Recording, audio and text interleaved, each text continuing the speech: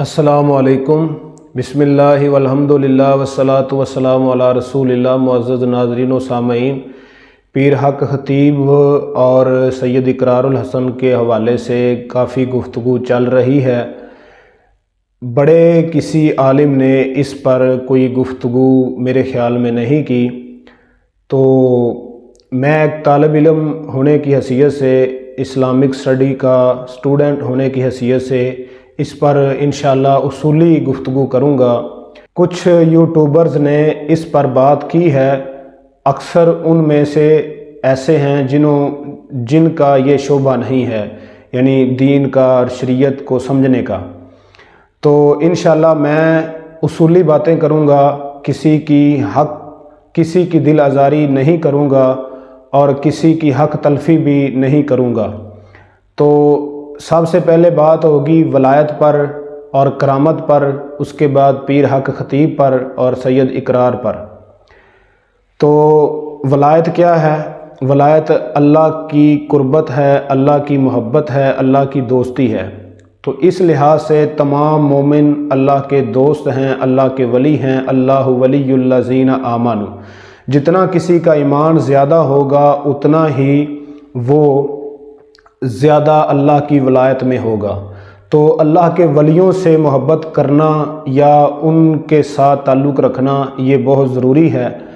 اور اس پر ایک حدیث ہے، جو اللہ کے ولیوں سے تعلق نہیں رکھتا، دوستی نہیں رکھتا بلکہ دشمنی رکھتا ہے، اس کے بارے میں رسول اللہ صلی اللہ علیہ وسلم کا فرمان ہے، حدیث قدسی ہے، من عادی لی ولیا فقد آذنتہ بالحرب، جس نے کسی اللہ کے ولی کے ساتھ دشمنی رکھی اس کے ساتھ اللہ تعالیٰ کی کھلی جنگ ہے۔ تو جو اللہ کے ولی ہوتے ہیں ان پر کوئی خوف نہیں ہوتا، ان پر کوئی غم نہیں ہوتا، اور وہ ایمان والے ہوتے ہیں، وہ تقوی والے ہوتے ہیں۔ تو یہ ولایت ہے۔ تو ولایت کے منسلک، ولایت کے ساتھ ہی ایک چیز ہے کرامت، یہ ولی کے ساتھ تعلق رکھتی ہے، اور اس کے ساتھ ایک معجزہ ہوتا ہے، یہ نبیوں کے ساتھ خاص ہوتا ہے۔ اور ایک جادو ہوتا ہے یا کرتب شعبدہ ہوتا ہے، یہ عام فاجروں سے بھی، اللہ کے نافرمانوں سے بھی ظاہر ہو جاتا ہے۔ تو جو کرامت ہے یہ صرف اللہ کے ولیوں سے ظاہر ہوتی ہے۔ کرامت کو معجزے سے علیحدہ سمجھنا چاہیے، معجزہ صرف نبیوں کے ساتھ خاص ہوتا ہے۔ جو اللہ کے ولی نہ ہوں ان سے کوئی خلاف عادت کام ہو تو وہ کرامت نہیں ہوگی، وہ شعبدہ ہوگا یا جادو ہوگا۔ اور کسی اللہ کے پیارے سے، اللہ کے ولی سے، شریعت کے پابند سے کوئی خلاف عادت کام ہو تو وہ کرامت ہوگی۔ تو اب ہم نے دیکھنا ہے کہ جناب پیر حق خطیب صاحب وہ اللہ کے ولی ہیں یا شعبدہ باز ہیں یا کیا ہیں۔ تو سب سے پہلی بات ہم نے یہ دیکھنا ہے کہ ان کے اندر شریعت کی پابندی ہے۔ اگر شریعت کی پابندی ہے تو وہ اللہ کے ولی ہیں، اگر نہیں ہے تو پھر ہم ان کو اللہ کا ولی نہیں کہتے اور کوئی اور بھی لفظ ان پر ہم استعمال نہیں کرتے۔ تو اللہ کے ولی وہ ہیں یا نہیں ہیں، آپ نے یہ اندازہ کرنا ہے۔ سب سے پہلے آپ ان کی سیرت دیکھیں، صورت دیکھیں۔ صورت ان کی سنت کے خلاف ہے، یعنی ان کی داڑھی نہیں ہے۔ جو اللہ کے ولی ہوتے ہیں وہ سنت سے پیار کرتے ہیں اور داڑھی رکھتے ہیں۔ شلوار ان کی ٹخنوں سے نیچی ہوتی ہے، اور دم کرنے کا جو ان کا انداز ہے وہ کوئی اللہ کے ولیوں والا نہیں ہے، نمائش ہے، نمود ہے، دکھلاوا ہے، مشہوری ہے، شہرت ہے۔ اور اس کے بعد سب سے بڑی بات یہ ہے کہ وہ کہتے ہیں کہ میں کتنے سالوں سے سویا نہیں ہوں۔ تو میرے قابل احترام اللہ کے نبی حضرت محمد صلی اللہ علیہ وسلم کے پاس 3 صحابہ آئے، انہوں نے آپ صلی اللہ علیہ وسلم کی عبادت کا ذکر سنا تو کہنے لگے ہم سوئیں گے نہیں۔ ایک نے کہا میں شادی نہیں کروں گا، اور ایک نے کہا میں ساری زندگی عبادت ہی کرتا رہوں گا۔ تو اس طرح کے انہوں نے الفاظ، جملے بولے۔ آپ صلی اللہ علیہ وسلم نے فرمایا کہ میرے صحابہ، میں سوتا بھی ہوں، جاگتا بھی ہوں، میں روزہ رکھتا بھی ہوں، روزہ چھوڑتا بھی ہوں، اور میں نے شادیاں بھی کی ہیں، اور میں مطلب کہ اللہ کا نبی ہوں، تم سب میں سے زیادہ نیک ہوں، متقی ہوں، پرہیزگار ہوں۔ تو تم کیسے کہہ سکتے ہو کہ ہم یہ کام نہیں کریں گے؟ تو یہ غلو ہے، یہ طریقہ ٹھیک نہیں ہے۔ تو اس لحاظ سے پیر صاحب کا یہ انداز اور یہ کہنا کہ میں سوتا نہیں ہوں، یہ سچا ہونے کی علامت نہیں ہے، بلکہ یہ تو جھوٹا اور فراڈ ہونے کی علامت ہے۔ تو اسی طرح رسول اللہ صلی اللہ علیہ وسلم کے صحابہ فرماتے ہیں، ہم اللہ کے رسول کو چاہتے سوتے دیکھ لیتے اور چاہتے تو ہم عبادت کرتے ہوئے دیکھ لیتے۔ اسی طرح اللہ نے فرمایا قرآن مجید میں، میرے نبی قم اللیل الا قلیلا، رات کو سو بھی لیا کریں، جاگ بھی لیا کریں، یعنی عبادت بھی کر لیا کریں۔ تو صحابی عبداللہ بن عمر کو رسول اللہ صلی اللہ علیہ وسلم نے فرمایا کبھی سو لیا کریں، کبھی عبادت کر لیا کریں۔ تو یہ تو اسلام کا کوئی طریقہ نہیں کہ اللہ تعالیٰ نے جو ہمیں آرام کرنے کے لیے رات دی ہے، وَجَعَلْنَا نَوْمَكُمْ سُبَاتًا وَجَعَلْنَا اللَّيْلَ لِبَاسًا، تو بندہ کہے کہ میں سوتا نہیں ہوں لہذا میں اللہ کا ولی ہوں، تو نہ سونا یہ اللہ کے ولی ہونے کی علامت نہیں ہے، بلکہ یہ تو اللہ کے مطلب کہ نافرمان ہونے کی علامت ہے، یا نبی صلی اللہ علیہ وسلم کی سنت سے بغاوت کرنے کی علامت ہے۔ تو اس لیے یہ کوئی سچائی والی بات نہیں ہے۔ تو امام ابن تیمیہ رحمۃ اللہ علیہ نے ایک کتاب لکھی ہے، الفرقان بین اولیاء الرحمن و اولیاء الشیطان، یعنی اللہ کے ولیوں اور شیطان کے دوستوں میں فرق کرنے والی کون سی باتیں ہیں۔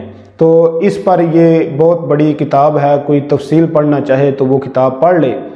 تو پیر حق خطیب صاحب جو شف کرتے ہیں، شف کے اندر انہوں نے مطلب کہ کچھ پڑھتے نہیں ہیں، تو پڑھتے ہیں یا نہیں پڑھتے یہ تو بات علیحدہ ہے، لیکن یہ ان کا شف کرنا اور یہ پورا ایک طریقہ کار بنا لینا، یہ رسول اللہ صلی اللہ علیہ وسلم نے کسی صحابی کو نہیں سکھایا۔ آپ نے مجاہدین کو بھیجا ہے، آپ نے تبلیغ کے لیے صحابہ کو بھیجا ہے، آپ نے امامت کے لیے صحابہ کو بھیجا ہے، آپ نے تعلیم و تعلم کے لیے صحابہ کی ڈیوٹیاں لگائی ہیں، لیکن کسی ایک صحابی کی یہ ڈیوٹی نہیں تھی کہ تو فلاں طرح کے لوگوں کو دم کرنا ہے، فلاں بیماروں کو دم کرنا ہے۔ اور رسول اللہ صلی اللہ علیہ وسلم نے اس کو پروفیشن بنانے کی اجازت ہی نہیں دی، صحابہ نے اس کو پروفیشن بنایا ہی نہیں ہے۔ اس لیے یعنی ایک علاقے کے لوگ، یعنی شام مصر کے لوگ، عراق کے لوگ کبھی مدینے آئے ہوں دم کروانے کے لیے رسول اللہ صلی اللہ علیہ وسلم سے، یا رسول اللہ صلی اللہ علیہ وسلم کے بعد صحابہ سے کسی شہر کے اندر کسی جگہ پر کوئی لوگوں کا مجمع لگا ہو دم کروانے کے لیے، تو یہ کوئی ایسی مثال دلیل نہیں ملتی۔ تو اس لحاظ سے پیر صاحب کا یہ سارا طریقہ کار صحابہ کرام کے انداز کے اور سنت اور قرآن کے خلاف ہے، لہذا ان چیزوں سے ہمیں متاثر نہیں ہونا چاہیے۔ اور انہوں نے دم اپنا بتایا بھی نہیں ہے کہ میں کیا پڑھتا ہوں۔ رسول اللہ صلی اللہ علیہ وسلم نے اپنا دم بتانے کا صحابہ کو کہا کہ جب وہ بکریاں لے کر آئے تھے تو آپ نے فرمایا تم نے کون سا دم کیا تھا؟ تو حضرت ابو سعید خدری نے کہا ہم نے سورہ فاتحہ کا دم کیا تھا۔ آپ نے فرمایا ٹھیک ہے۔ ایک عورت نے کہا اللہ کے رسول میں فلاں دم کرتی ہوں زمانہ جہلیت سے، لیکن اب میں مسلمان ہو گئی ہوں، تو مجھے بتائیے کیا میرا یہ دم ٹھیک ہے؟ تو آپ نے فرمایا مجھے سنائیے۔ تو آپ صلی اللہ علیہ وسلم نے جب دم سنا تو فرمایا یہ دم کے الفاظ ٹھیک ہیں، صحیح ہیں۔ تو پیر صاحب نے اپنا دم بتایا نہیں ہے، تو یہ نام بتانا یہ ان کے غلط ہونے کی علامت ہے۔ جو دم بندہ کرتا ہے اس کے اندر کوئی عیب نہیں ہے تو وہ بتانا چاہیے۔ رسول اللہ صلی اللہ علیہ وسلم نے کوئی دم کسی کے لیے خاص نہیں کیا، ہر دم عام ہے، ہر امت کا بندہ کر سکتا ہے، کروا سکتا ہے۔ تو جو رسول اللہ صلی اللہ علیہ وسلم نے دم بتائے ہیں وہ کرنے چاہیے اور کروانے چاہیے۔ تو اس لیے کسی بندے کو کوئی حق نہیں ہے کہ وہ صرف اپنے لیے کوئی دم مختص کر لے کہ یہ میں کروں گا تو پھر ہی شفا ہوگی۔ تو ان سب باتوں کو ہم مد نظر رکھتے ہوئے یہ کہہ سکتے ہیں کہ پیر صاحب کا انداز ٹھیک نہیں ہے اور ان کا یہ سب طریقہ ٹھیک نہیں ہے۔ اور انہوں نے یہ بھی بات نعرہ لگاتے ہیں کہ ختم نبوت زندہ باد صلی اللہ علیہ وسلم، بالکل زندہ باد ہے ختم نبوت، جو ختم نبوت کا منکر ہے ہمارا اس سے کوئی تعلق نہیں، وہ کافر ہے، وہ مرتد ہے، وہ بے ایمان ہے، لیکن ختم نبوت کا تقاضا یہ ہے کہ بندہ ختم نبوت کو مانتے ہوئے یہ بات لوگوں کو سمجھائے کہ ہر بات رسول اللہ صلی اللہ علیہ وسلم کی سپریم ہے، اللہ کے رسول کی ہر بات ہر دنیا کے بندے سے بڑی ہے، تو کسی بندے کی بات کے مقابلے میں رسول اللہ صلی اللہ علیہ وسلم کی بات کو عزت زیادہ دینا چاہیے۔ تو یہ ہے ختم نبوت کا تقاضا۔ تو جناب پیر صاحب نے بہت سارے لوگوں کو اپنے طرف لگایا ہوا ہے، یہ ان کا انداز، یہ طریقہ صحابہ کرام اور سنت کے خلاف ہے، لہٰذا پیر صاحب سے لوگوں کو یعنی دور ہی رہنا چاہیے، کیونکہ وہ قرآن سنت کے مطابق نہیں کام کر رہے۔ اور اب ہم آتے ہیں اقرار صاحب کے حوالے سے، اور ایک بات رہ گئی ہے پیر صاحب کے بارے میں، لوگ کہتے ہیں کہ اگر یہ اتنے بڑے پیر ہیں تو ہسپتالوں میں جا کر بیماروں کو اٹھائیں اور اس طرح کریں۔ تو میرے قابل احترام دوستو، کیا کسی کے سچا ہونے کی یہ علامت ہے کہ کوئی کسی بیمار کو تندرست کر دے؟ تو یہ پیر صاحب اگر کسی ان کی پھونک سے کوئی ہسپتال کا مریض واقعی ٹھیک ہو جائے تو کیا پھر یہ ان کی پھونکیں مارنا جائز ہوگا؟ تو میرے قابل احترام ساتھیوں، ہمیں چاہیے کہ حق اور باطل کے جو اللہ تعالیٰ نے فرق بتائے ہیں ان کو سمجھیں۔ تو دجال جب آئے گا قیامت کے قریب تو وہ بندے کو مار بھی لے گا، زندہ بھی کر لے گا، آگ کو وہ جنت کا منظر بنا دے گا، جنت کو آگ کا منظر بنا دے گا، تو یعنی اس کو اللہ یہ اختیارات دے گا، تو کیا وہ سچا ہوگا؟ ابن سیاد جو یہودی تھا، اس کی کچھ باتیں سچی ہوتی تھی، تو کیا وہ سچا تھا؟ رسول اللہ صلی اللہ علیہ وسلم کی زندگی میں یہ مثالیں ملتی ہیں۔ تو یعنی کسی کی بات کا سچا ہو جانا یا صحیح ہو جانا یا اس کو وقتی طور پر کچھ اختیار مل جانا، تو یہ سچا ہونے کی علامت نہیں ہے، یہ شیطان ان کو مدد دیتے ہیں، تو شیطان کی مدد سے کوئی کام ہو جائے تو وہ بندہ سچا نہیں ہوتا۔ تو اقرار صاحب کی سب سے بڑی غلطی یہ ہے کہ انہوں نے پیر صاحب کو انا کا مسئلہ بنا دیا ہے۔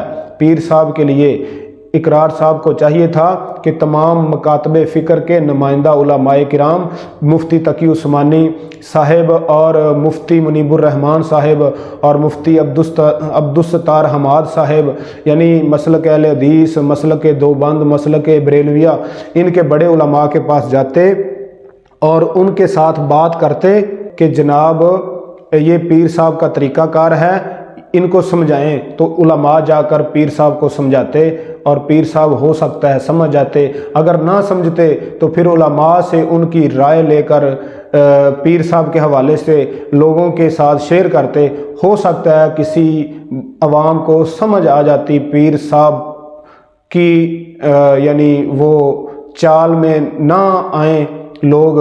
تو یہ ایک بہت اچھا طریقہ تھا، لیکن اقرار صاحب نے ان کو ضد میں چڑھا دیا، پھر وہ گئے ہیں، تو وہ کوئی گفتگو کا طریقہ نہیں تھا، وہ نعرے بازی اور وہ سب چیزیں مطلب کہ ماحول خراب ہوا ہے۔ تو لہٰذا ہماری یہ اپیل ہے کہ اب بھی اگر اقرار صاحب پیر صاحب کو سمجھانا چاہتے ہیں تو بڑے بڑے علماء کو وہ ملیں اور ان کے پاس پیر صاحب کو بلائیں یا علماء کو پیر صاحب کے ساتھ بٹھائیں، تو پیر صاحب کو علماء سمجھائیں اور پیر حق خطیب انشاءاللہ وہ سمجھ جائیں گے اگر ان کی قسمت میں ہوا۔ تو اس طرح وہ نہیں سمجھیں گے جیسے اقرار صاحب سمجھا رہے ہیں، یا لوگوں کے پریشر سے، لوگوں کے برے جملوں سے متاثر ہو کر کہ یہ پیر حق خطیب فراڈ ہے، فلاں ہے، تو لوگ شاید مطلب اس سے دور ہو جائیں یا پیر حق خطیب اپنا جو ہے نا وہ غلطی کا اعتراف کر لیں۔ ایسا نہیں ہوگا، اس لیے اقرار صاحب کو سنجیدگی کے ساتھ کوشش کرنی چاہیے تاکہ پیر صاحب اپنے انداز سے مطلب کہ تبدیل ہو جائیں اور لوگوں کو قرآن سنت کی طرف بلائیں۔ کسی نبی کو جائز نہیں ہے کہ مطلب کہ وہ اپنی عبادت کی طرف لوگوں کو بلائے، تو پیر حق خطیب صاحب کو کیسے جائز ہو سکتا ہے کہ وہ لوگوں کو اپنے آستانے پر بلائیں؟ تو میرے قابل احترام بہت سارے لوگ ان کے جذبات ہیں، ان کی محبت ہے، ٹھیک ہے ان کی محبت، لیکن حق بات کو سمجھنا اور حق بات تک پہنچنا ہر بندے کی ذمہ داری ہے۔ اللہ تعالی ہمیں قرآن سنت کے مطابق زندگی بسر کرنے کی توفیق عطا فرمائے۔ السلام علیکم۔